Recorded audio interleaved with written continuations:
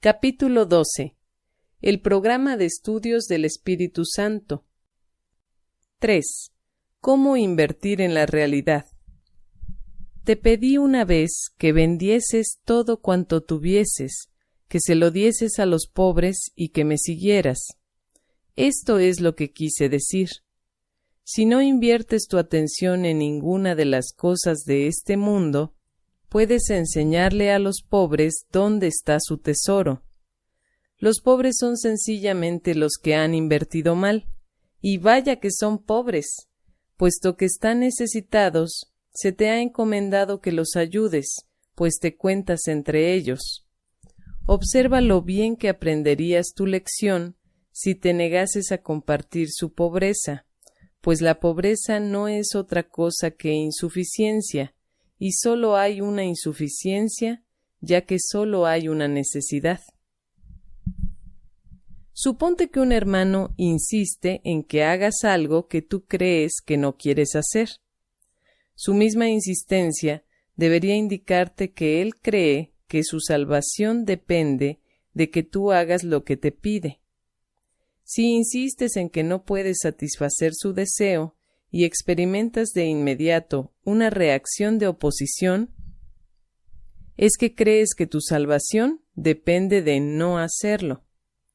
Estás, por lo tanto, cometiendo el mismo error que él y haciendo que su error sea real para ambos. Insistir significa invertir, y aquello en lo que inviertes está siempre relacionado con tu idea de lo que es la salvación. La pregunta se compone de dos partes. Primera, ¿qué es lo que hay que salvar? Y segunda, ¿cómo se puede salvar? Cada vez que te enfadas con un hermano, por la razón que sea, crees que tienes que proteger al ego y que tienes que protegerlo atacando. Si es tu hermano el que ataca, estás de acuerdo con esta creencia.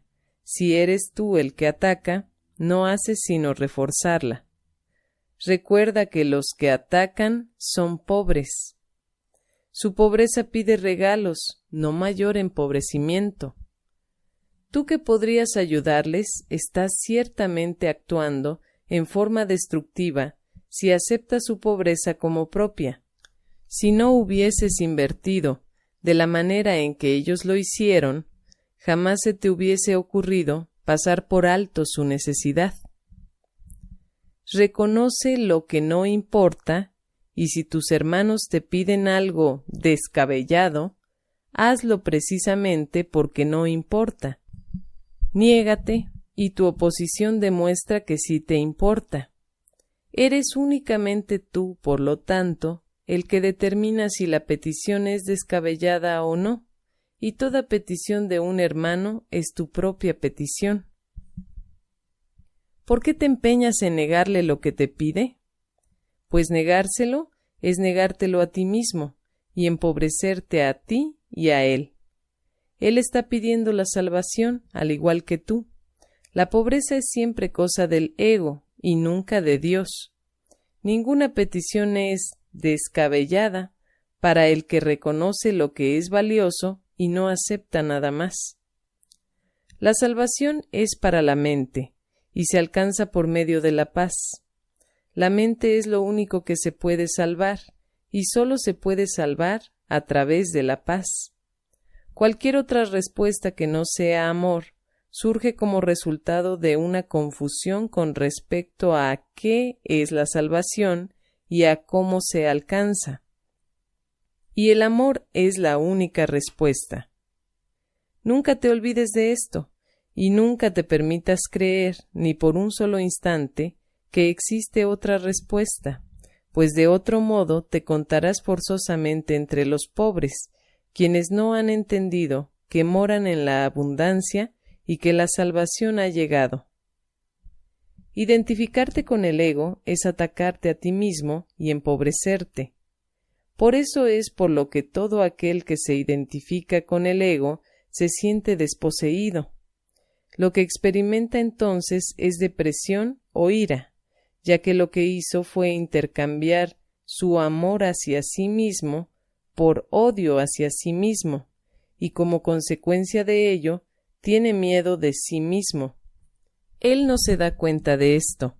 Aun si es plenamente consciente de que está sintiendo ansiedad, no percibe que el origen de ésta reside en su propia identificación con el ego, y siempre trata de lidiar con ella haciendo algún trato de mente con el mundo.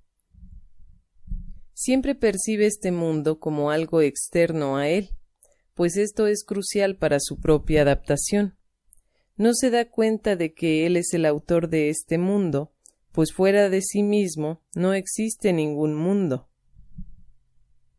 Si sólo los pensamientos amorosos del Hijo de Dios constituyen la realidad del mundo, el mundo real tiene que estar en su mente. Sus pensamientos descabellados tienen que estar también en su mente, pero él no puede tolerar un conflicto interno de tal magnitud.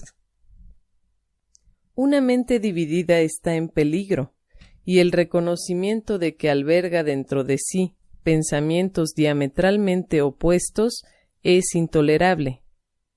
Proyecta por consiguiente la división, no la realidad.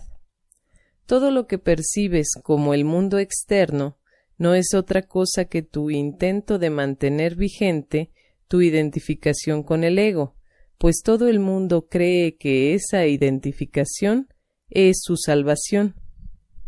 Observa, sin embargo, lo que ha sucedido, pues los pensamientos tienen consecuencias para el que los piensa. Estás en conflicto con el mundo tal como lo percibes, porque crees que el mundo es antagónico a ti. Esta es una consecuencia inevitable de lo que has hecho. Has proyectado afuera aquello que es antagónico a lo que está adentro, y así no puedes por menos que percibirlo de esa forma.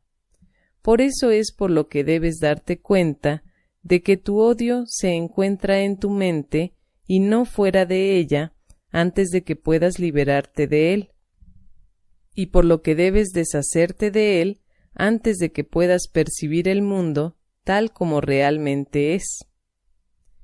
He dicho antes que Dios amó tanto al mundo que se lo dio a su Hijo unigénito.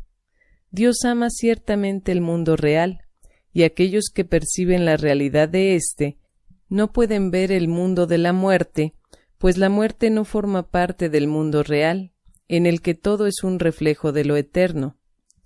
Dios te dio el mundo real a cambio del mundo que tú fabricaste como resultado de la división de tu mente, el cual es el símbolo de la muerte.